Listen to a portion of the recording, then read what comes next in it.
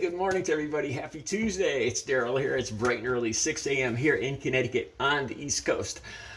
Okay, Lauren Boebert and her nonsensical tweet.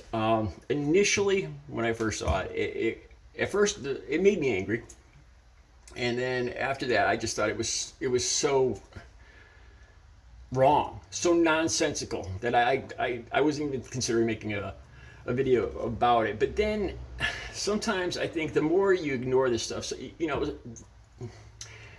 10 or 20 years ago, a person of this caliber, of this knowledge, her knowledge of history, of medicine, and her willingness to spew and make evident her lack of knowledge. People like this 10, 20, 30 years ago, we would have never thought, Republicans or Democrats, of electing them. Never in a million years. If we gave Lauren Boebert a freshman high school history exam right now, I would bet every cent I have that she would fail it. And this is who we have. All right. Okay, let me just talk about the tweet. The tweet, she thinks it's, apparently she thought it was very clever, and she was owning the libs and the people. She thought she was owning the people that are actually doing the intelligent, sane. It's not even intelligent. It's just sane. It's just logical. Getting vaccinated, taking precautions, trying to move the country in the right direction, and not saying it's all about me. It's all about my freedoms. I just saw that again on the TV this morning.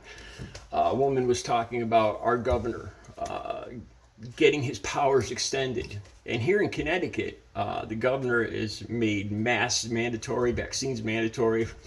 And this woman was talking about her Constitution, her freedoms. What about the freedom, the rights of people to be able to get treated if they have a heart attack, and not have room in the hospital for people that just have everyday ailments? That's what's happening here. It is so selfish and self-centered, this philosophy, this Lauren Boebert thing. All right, let me just talk about what she said. She said, I woke up this morning with a headache, and I took some Tylenol. Now, if everyone else will take some Tylenol, maybe my headache will go away. Something along those lines. So she thinks she's owning the. I don't know what she thinks. She thinks she's being witty.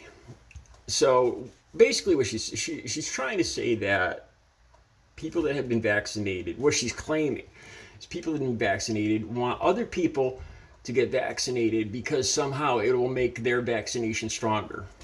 No, the premise right there isn't even correct.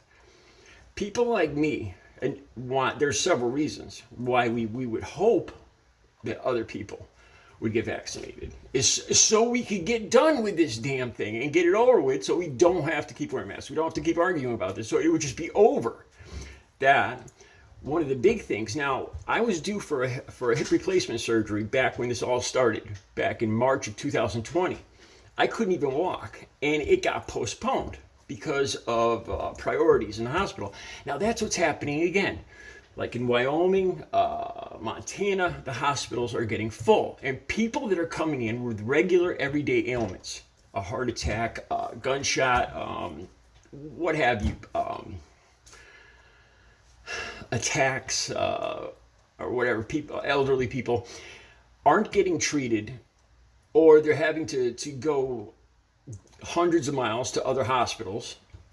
They're waiting longer, and this is all because so much effort and attention and everything is being used for the people who refuse to their right to not get vaccinated, and then end up getting sick and end up running to the hospital then, because then they need the medical help. And regular people that are suffering, our quality of life, basically, in America is decreasing. That's the simplest way to put it right there. That's why, being a vaccinated person, I would prefer that other people get vaccinated, because the quality of life in America is decreasing because certain people refuse to do the intelligent, logical, sane thing. It has nothing to do with me being more protected if somebody else is more protected. Although that does cross my mind. Another big fear of mine. I've talked about this before. My mother is up there in age. My stepfather and my siblings have immune issues. Now, if I come in contact with somebody who's exercising their right of freedom to not take the vaccine, I can carry the virus and I can carry it back, and I could end up infecting the people I love. And man, if I lose one more person, I already lost one of the people I love most in the world. I can't imagine losing another person. I will lose my mind. That's what it's about. So then we have Lauren Boebert putting out this tweet, thinking she's being so intelligent, comparing all that I just talked about to a headache and Tylenol.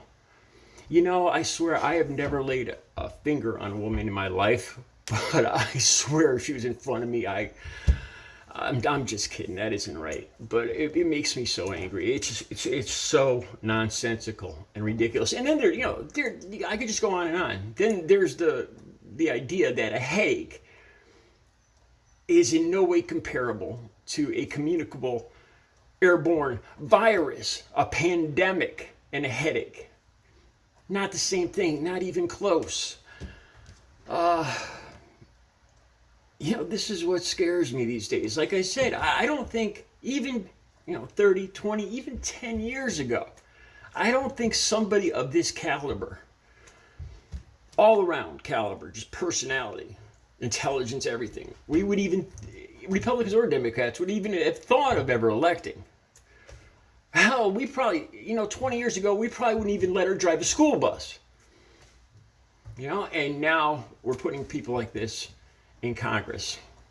That scares me.